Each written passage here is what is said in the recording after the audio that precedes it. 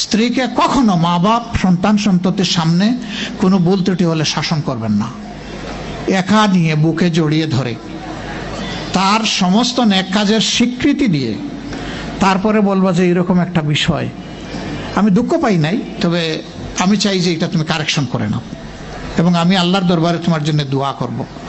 মাথায় হাত রেখে একটু দোয়া করে দেন, এর চাইতে বড় আর কোনো শাসন হয় না। কিন্তু আপনি যদি মাকে খুশি করতে গিয়ে মায়ের সামনে তাকে ধমক দেন, তার ব্যক্তিত্বের উপর আপনি তীর ছুঁড়েছেন, আঘাত দিয়েছেন, সে ফুঁসে উঠবে। সে বলবে সব উজাড় করে তোমার এই সংসারে দিলাম, আজকে তুমিই না আমাকে এইভাবে বেইজ্জত করলে। সে মানুষ তো, তার মানবিক রিয়াকশন হবে। কাজ করবো না আমরা কেউ। আমাদের জীবনের অংশ, আমাদের হাড়ের অংশ, আমাদের কলিজার অংশকে আমরা সেইভাবে সম্মান দিব ইনশাআল্লাহ। আমরা ভালোবাসবো সে আমার স্ত্রী, আমরা শ্রদ্ধা করবো সে আমার সন্তানের মা। স্ত্রী হিসাবে ভালোবাসা পাবে, মায়ের জাতি হিসাবে সে সম্মান পাবে। এই দুইটা ব্যালেন্স করে যদি আমরা চলি, গড় হবে জান্নাতের টুকরা ইনশাআল্লাহ। সন্তানরা এখান থেকে শিখবে, তারাও ভবিষ্যৎ জিন্দগিতে এইভাবেই গড়ে উঠবে। ধারা পরম্পরায়, বংশ পরম্পরায় এটা হবে আপনার জন্য সাদাকাতুল জারিয়া, আমলে জারিয়া। আমরা ইনশাআল্লাহ খেয়াল রাখবো। এখন থেকে আর কোনো ভাইয়ের ব্যাপারে, কোনো বোনের কাছ থেকে কষ্টের কথা ইনশাআল্লাহ অ্যাটলিস্ট কোনো রুকনের ব্যাপারে আমরা শুনতে চাই না। কারণ আপনি শপথ নেওয়া মানুষ, আপনি নাফসানিয়াতকে জবাই করেছেন, আপনাকে আল্লাহওয়ালা হতেই হবে, এর বাইরে যাওয়ার কোনো সুযোগ নাই আপনার।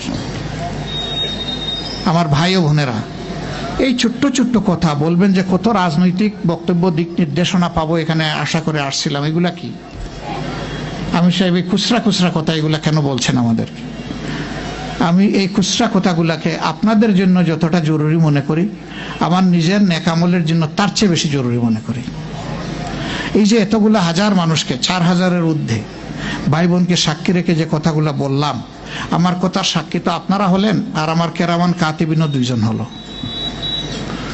আমি নিজে যদি এই কথাগুলোর উপরে আমল না করতে পারি, তাহলে আমার এই বক্তব্য হাসরের দিন আমাকে কুপাবে। আর যদি আমি চেষ্টা করি আমার আল্লাহর সাহায্য পাই, তাহলে এই বক্তব্য হয়তোবা আপনাদের দুয়ার বরকতে হাসরের দিন আমার জন্য ইহসানিয়াত আল্লাহর পক্ষ থেকে নিয়ে আসবে। আমার জন্য দোয়া করবেন, আমি যেন এই বক্তব্যের উপরে আমল করতে পারি। আল্লাহ যেন আমাকে তৌফিক দান করেন। আর আপনাদের জন্য প্রাণ ভরে দোয়া করি, আপনাদেরকেও যেন আল্লাহ তৌফিক দেন, আপনারা যেন সেই আমল করতে পারেন।